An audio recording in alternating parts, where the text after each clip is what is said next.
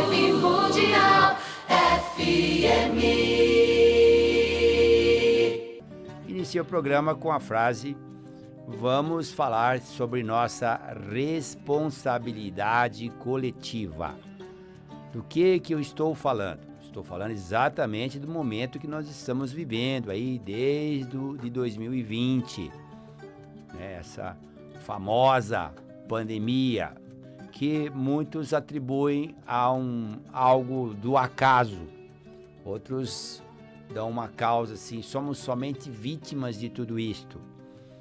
Seja qual for a teoria, de uma coisa mais racional até a mais bizarra, que beira as chamadas teoria de conspiração, que varia da seguinte forma: foi um erro que houve num laboratório e escapou? Ou foi intencionalmente criado um vírus? Ou simplesmente alguém comeu animais selvagens e de alguma forma foi transmitido um vírus para o ser humano e foi passando para outras pessoas, né? Alguma coisa intencional para diminuir a quantidade de pessoas da humanidade, intervenção extraterrestre. Não importa, neste caso, a causa que gerou isto, porque não podemos nos isentar de nossa responsabilidade coletiva, porque se existe conspiração, se existe coisas em relação a isso, está um erro no cerne do ser humano que propicia esse tipo de coisa, que não é transparente em suas intenções. Se um acidente, a mesma coisa quando cai petróleo na água e não se acha a causa de onde veio, é a mesma história. De certa forma, todos nós somos culpados por alguma coisa ligado ao coletivo. Se estamos comendo animais que não deveríamos mais fazer isso, deveríamos ter alimentos saudáveis, né? Alimentos que não tenham esse perigo de trazer bactérias danosas ou vírus, também é uma responsabilidade nossa.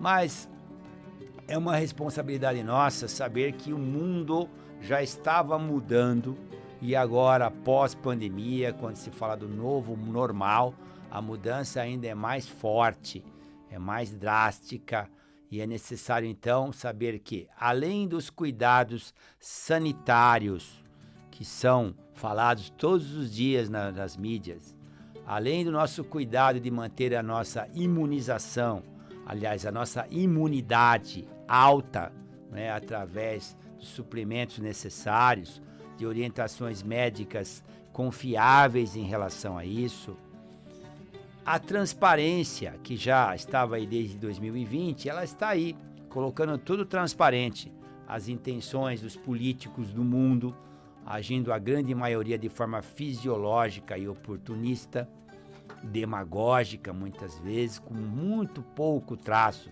de humanidade.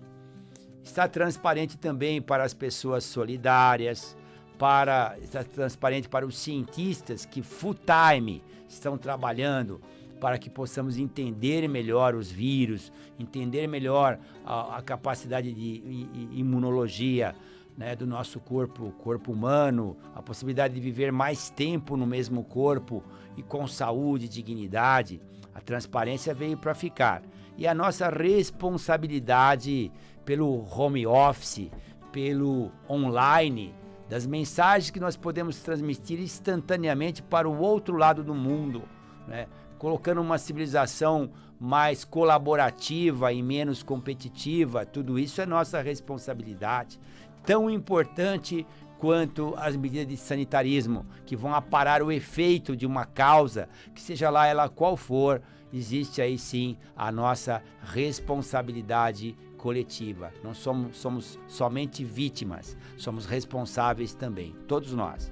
Parece que temos alguém no telefone. Alô? Alô? E aí, Vanderlei? Adivinha quem tá falando? É ele mesmo. Ah, tá certo. Aí, Edson. E aí, Edson, o que você gostaria de falar hoje?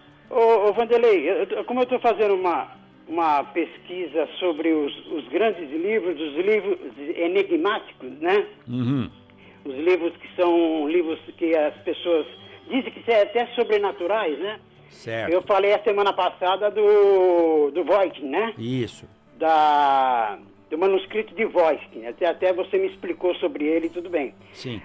Hoje eu queria que você falasse sobre um outro grande manuscrito, que são os 5 maiores. Tem também o Necronomicon, que depois, outra hora, eu vou ligar aí para você passar uma informação melhor do Necronomicon.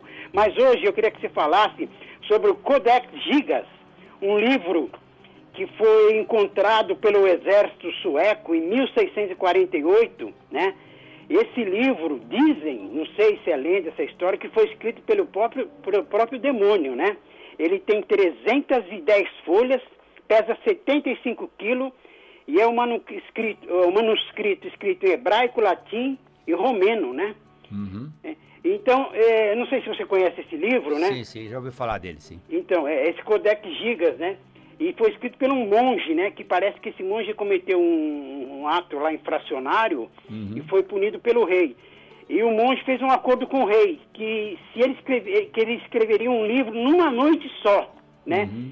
E para os cientistas dizem que para os seres humanos escrever o que ele escreveu numa noite é impossível, né? E dizem lá, agora a gente não sei se é lenda, que foi isso aí feito pelo próprio demônio que fez esse livro, que escreveu. Aliás, há uma figura dele, demoníaco, nesse livro, né? Sim, então sim. eu queria que você falasse um pouquinho sobre esse Codex Gigas, né? Tá bom, eu vou procurar falar alguma coisa. Eu não sei se você está ocupado desse livro também, não sei, né? Sei. Vou falar alguma coisa assim, alguma coisa que eu fiquei sabendo. Mas tudo bem, vamos continuar pesquisando, né? Tá bom? E depois também o Necronomicon, né? Porque o bom. Necronomicon também é outro livro enigmático, né?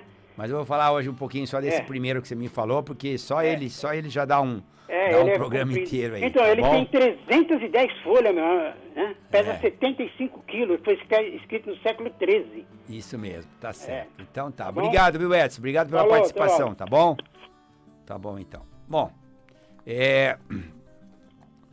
o livro citado pelo Edson, Codex Gigas, ele é um código, como você já ouviu falar do código da Bíblia, né, o código da Torá, e esse código é um código de seres que não são daqui da Terra, alguns são de outras dimensões, outros são mesmo extraterrestres, que não têm o mesmo sistema ético ou moral que poderia ter aqui na Terra, diferente, totalmente diferente, e que vai de uma liberdade a uma libertinagem, embora mostre conhecimentos científicos avançados, mas que não são usados com certo perigo. E esse código realmente foi recebido por alguém que tinha preparo para isto, quis mostrar a sua habilidade de contactar outras dimensões. E isto ali tem revelações importantes sobre a força da própria mente, sobre a energia sexual, como é que ela pode ser usada para várias finalidades, que não é somente procriação e prazer, outras finalidades como energia pura mesmo. E todo esse tipo de coisa e outros trabalhos ligados a símbolos e tudo mais. Só que todos esses livros que o Edson às vezes nos colocam aqui, todos eles são cercados de perigo. Mesmo as suas cópias, quando caem em mãos erradas, podem causar mais danos do que benefício, né? A mesma coisa de dar fogos de artifício para criança de 4 anos brincar. Então, realmente, existe um certo risco, né, nesses livros desse teor. O que nós temos que levar em consideração é que existem cartilhas cósmicas muito poderosas que dão brilho, luz e poder à nossa aura, que podem ser lidas e dar para a gente força mental, poder divino de cura, de autocura, de prever algo que está para acontecer, sem estes riscos.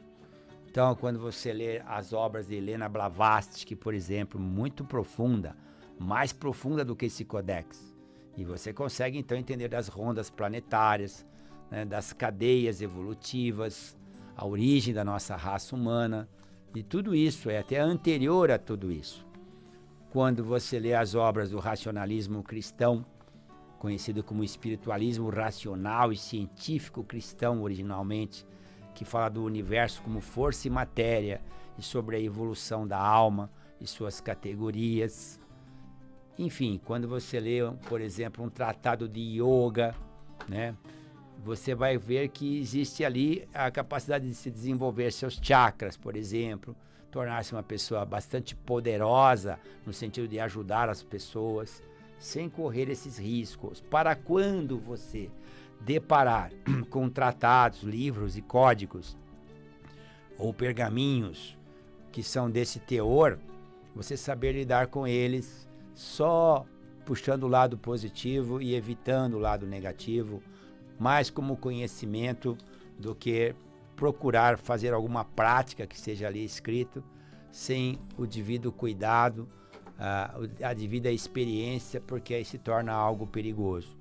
Então, tudo bem que um pesquisador vai buscar saber desses livros, mas em relação a decifrar ou procurar praticar alguma coisa, aí está então a nossa responsabilidade, tanto individual como a coletiva.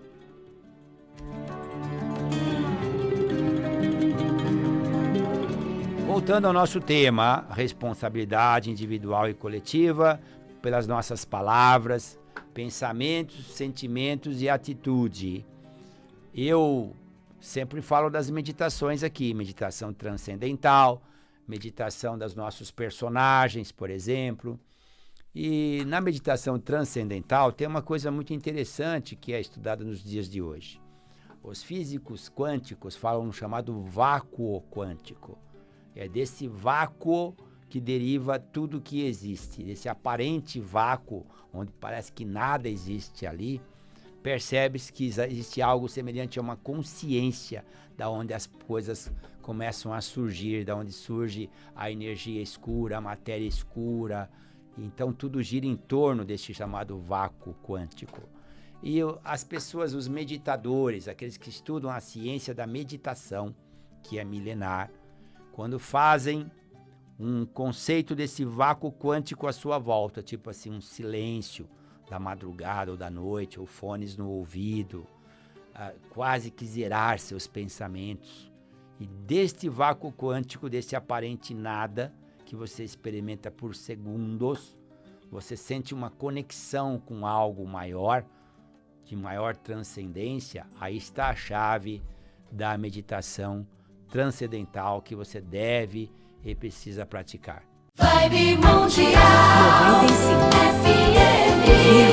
95,7.